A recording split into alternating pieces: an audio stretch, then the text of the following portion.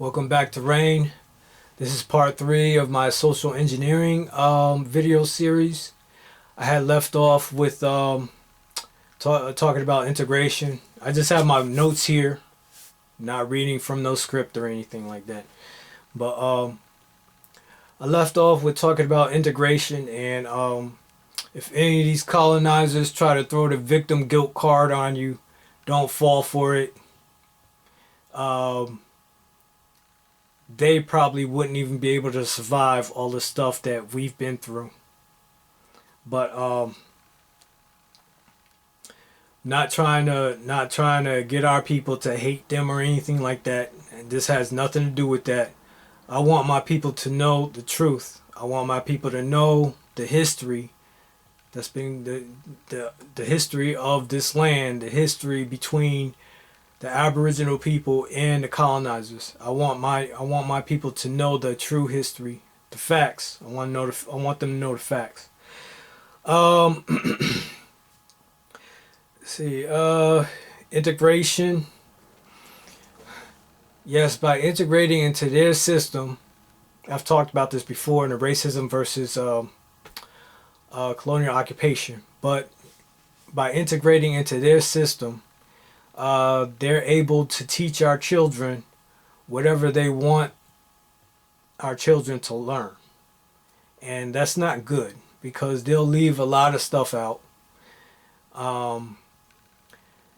When I can remember when I was in their public school system, and they would talk about history, and they'd be they would talk about all types of colonizers and England and France and all the other countries in Europe.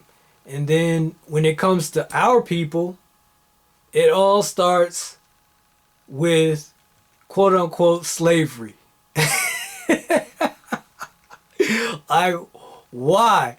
Like, okay, all right, we already know that it's a big lie that that they transported our people, millions, like up to 10 million people, from Africa, from what is now known as Africa, all the way over to what is now known as America. We know that's a lie. I mean, did they transport a couple people? Like, yeah, a few prisoners of war, but they didn't transport over 10 million people. No, that didn't happen. We were already here. But to get back to the school system, yeah, our history, it started with quote unquote slavery. Yeah, that's social engineering right there. That is definite social engineering. Let's see. Oh, the abortion clinics. Abortion clinics are they run rampant through our communities. I mean, they want our women to kill our babies, and they make it available, and a lot of our women need to wake up. I mean, you need to. I know I'm not a woman. I can't tell you what to do with your body. But I will say this. Like, please start thinking about your body, because you going through all those abortions, that's not a good thing, especially on you psychologically. And it takes a toll on your body physically. Um and if you're not ready to have a child, like, please be responsible. Please be responsible. And that goes for both the men and the young women. Have to be responsible.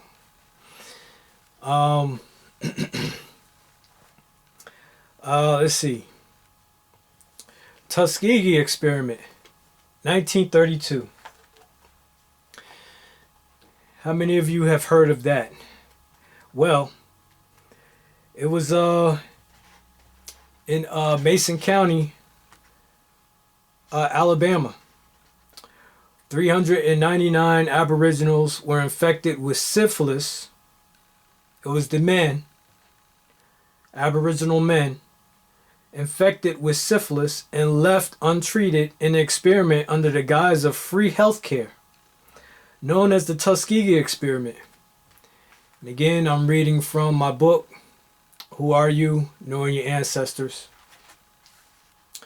But yes, as part of the social engineering experiment to infect our people with syphilis and to study how the disease interacts with the body over a long period of time.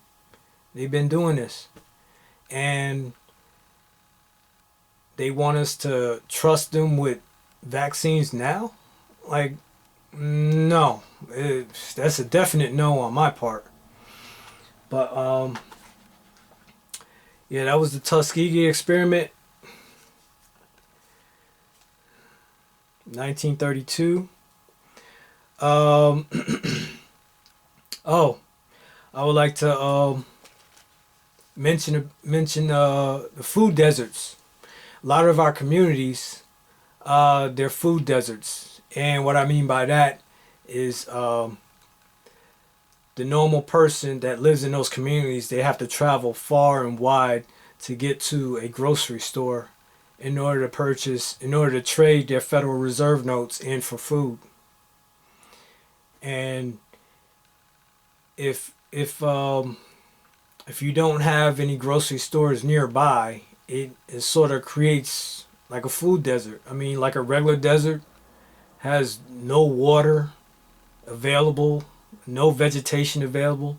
Well, food desert or grocery store desert doesn't have any grocery stores available.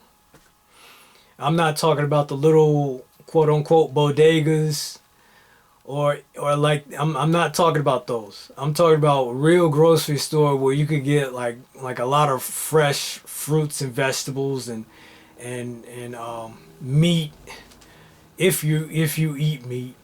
I'm not talking about the deli meat that you can get from the little corner store or they might have some apples and bananas in there. No, I'm talking about a regular size grocery store, a supermarket. Yeah, it's basically food deserts in our community. And most of the food that's in the supermarkets, what have you, they are genetically modified, and it's like a cycle. Our people eat the food, all these genetically modified organisms, and if they don't exercise properly or they abuse the food, such as high carbs or foods that contain a lot of carbs or sugar is a carb, but foods that contain a lot of carbs, you gain weight.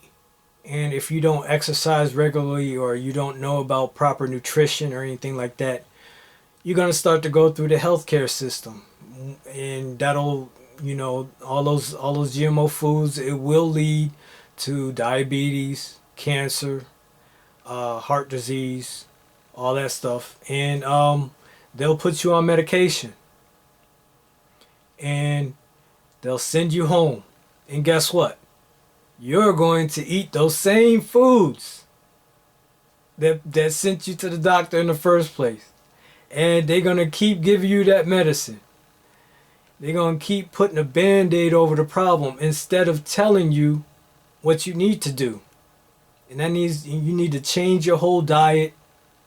You need to start exercising. And yeah, that is a part of social engineering. But this video is about to come to an end. So thank you for stopping by on part 3. I see you in part 4. Peace.